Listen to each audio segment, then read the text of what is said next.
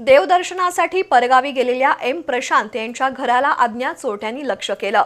घराचा कडी-कोंडा तोडून चोरट्यांनी 6 तोळे सोन्याचे दागिने, 1 किलो चांदीचे दागिने, मूर्ती, रोकड आणि महागडी 6 घड्याळं लंपास केली। ही घटना 2 दिवसांपूर्वी घडली आहे। या प्रकरणी करवीर पोलिसात नोंद झाली आहे। कोल्हापुरातील मोरेवाडीतल्या शांतिनिकेतन शाळेमागे धैर्य आकाश रेसिडेन्सी आहे। तिथं एम प्रशांत हे पत्नी आणि 2 लहान मुलांसह राहतात। रविवारी ते कुटुंबियांसह देवदर्शनासाठी परगावी गेले होते। आज पहाटे हे कुटुंब घरी परतलं तेव्हा त्यांना घराचा कडी-कोंडा तोडल्याचं निदर्शनास आलं। चोरट्यांनी कपाटातील 6 तोळे सोन्याचे दागिने, 1 किलो चांदीचे दागिने, मूर्ती, रोकड, महागडी 6 घड्याळं असं सुमारे 12 लाख रुपये किमतीचा ऐवज लंपास केल्याचं निदर्शनास आलं। याबाबत त्यांनी करवीर पोलिसांना कळवताच पोलीस निरीक्षक किशोर शिंदे कर्मचाऱ्यांसह घटनास्थळी दाखल झाले।